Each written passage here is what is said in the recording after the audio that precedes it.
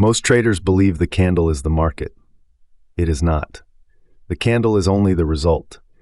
It tells you where price opened, how high it reached, how low it fell, and where it closed, then goes quiet about everything that actually mattered.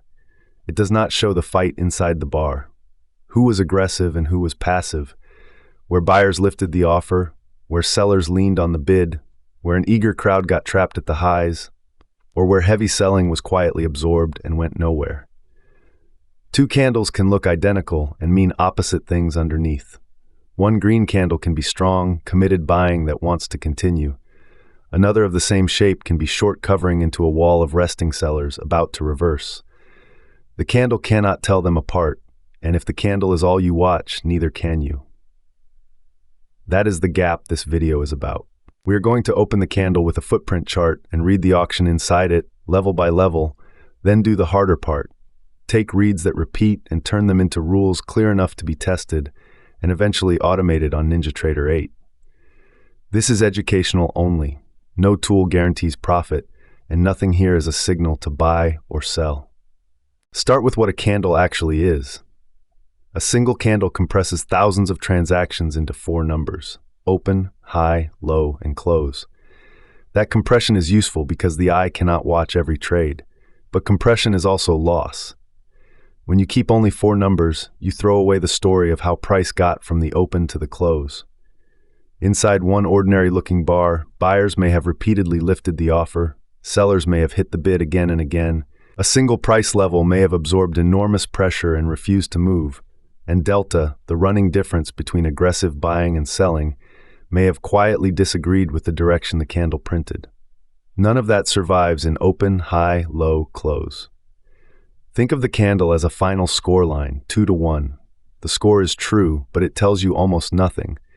Not who dominated, who was defending desperately, or who is about to collapse next. For that, you need to watch the game itself. A footprint chart is the game itself, rebuilt from the actual transactions at each price. So hold on to this, because everything else rests on it. The candle is the summary. The footprint is the evidence. One gives you the headline, the other lets you check whether the headline is even true. So what does a footprint chart show you? Instead of drawing one solid body for the whole bar, it opens the bar vertically and shows the volume traded at every price level inside it. And it goes further. At each price, it splits that volume into 2 columns, trades that happened at the ask and trades that happened at the bid. That split is the whole game. When a trade prints at the ask, a buyer was aggressive, reaching up to take the offer rather than waiting. When a trade prints at the bid, a seller was aggressive, reaching down to hit the bid. Passive orders sit and wait. Aggressive orders cross the spread and pay for immediacy. The footprint lets you see at every price who was willing to pay to get filled. From that one distinction, everything useful follows. You can see buying aggression stacking on the ask as price rises, selling aggression hammering the bid as price falls, imbalance where one side outweighs the other, absorption where one side keeps hitting, but price will not move, and delta, the net of aggressive buyers minus sellers, either confirming the move or quietly betraying it. Now be clear about what this is not. A footprint chart does not predict the future. It does not guarantee profit, and no tool ever will. It is evidence, a far more honest account of what happened inside the bar than 4 numbers could ever give. Once you can read the footprint, the same handful of clues show up again and again. 3 do most of the work, and most traders miss all 3. The first is stacked imbalance. An imbalance is when aggression at a price is lopsided, buyers at the ask heavily outweighing sellers at the bid below, past a ratio you define. One imbalance is noise, but when several stack through consecutive levels in the same direction, that is the fingerprint of a committed push, real aggression driving price through a zone rather than drifting through it. The second clue is absorption, almost the opposite, aggression without progress. Heavy selling pours into the bid, level after level, the effort is clearly there, and yet price refuses to fall. Someone larger and patient is soaking up every market sell order without flinching. Effort with no result is information. It often means the aggressive side is exhausting itself against a wall it cannot break. The third clue is delta divergence. Normally, when price makes a new high, delta makes a new high too. But sometimes price grinds to a new high while delta refuses to follow, made on thinning aggression, even net selling. Price is saying one thing and the order flow underneath is saying another. Price, in effect, is lying. Now the essential warning. None of these three clues is a trade by itself. They only matter when they appear at a meaningful location, with risk defined before you act, which is exactly where we go next. A footprint chart on its own is not a strategy. Reading flow beautifully and having a strategy are two different skills, and confusing them is expensive. A strategy is not a talent for seeing pressure. It is a repeatable structure, the same shape you apply again and again, so results come from a process and not from a mood.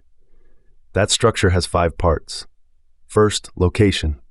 Where are you even allowed to be interested? A prior high or low, a value area edge, a session open, a level that mattered yesterday. Order flow read in a meaningless place is a meaningless read. Second, the order flow event. At that location, you wait for one of the clues: stacked imbalance, absorption, a delta divergence, an actual footprint reason for the level to hold or break. Third, confirmation.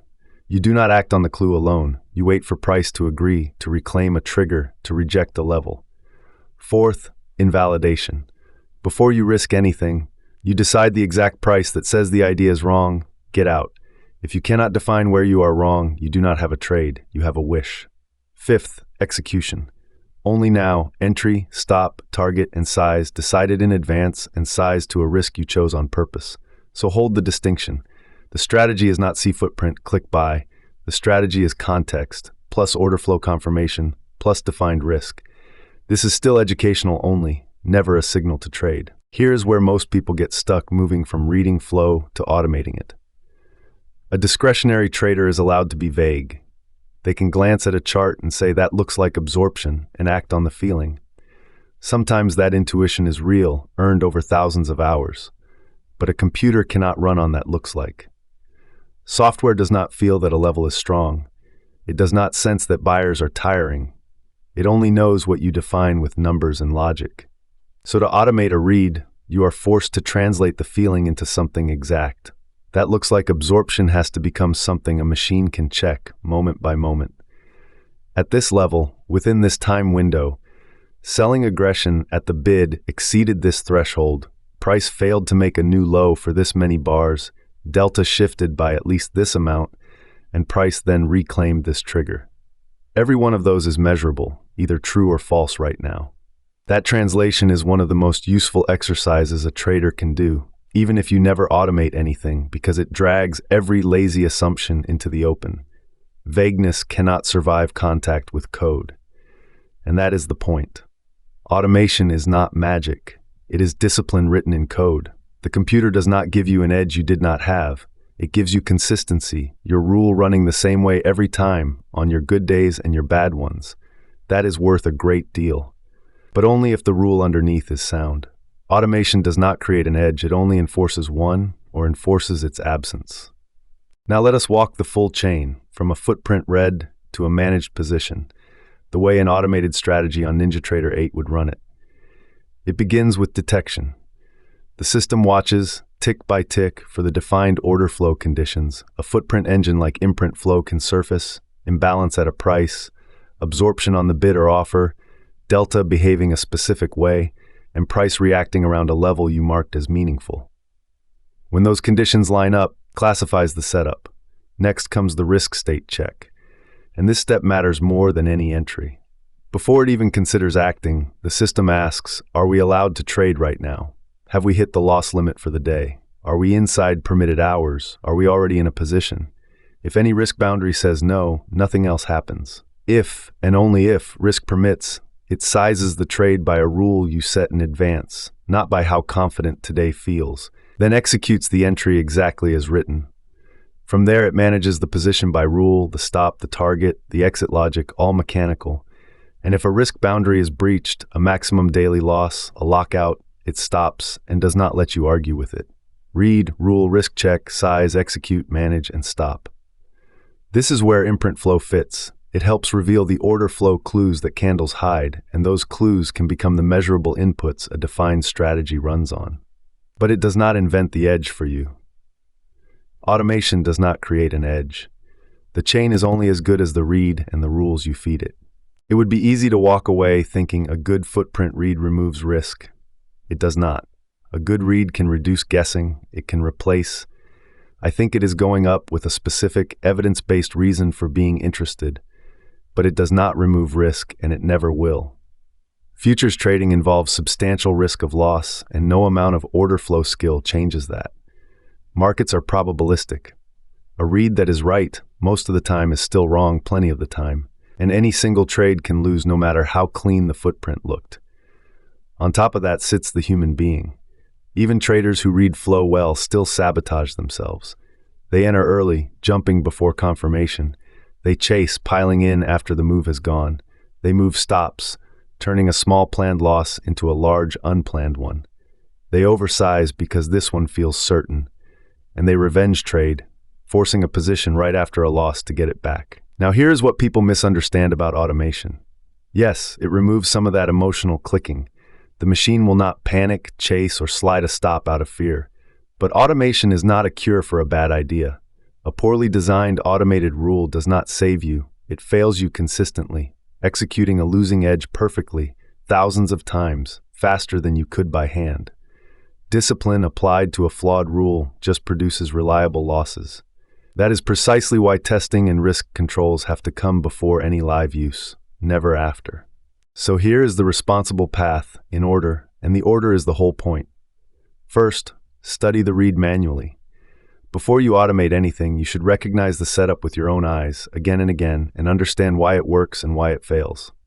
Second, mark examples. Go back through real charts and tag every instance, the clean ones and the ugly ones, so you see reality and not a highlight reel.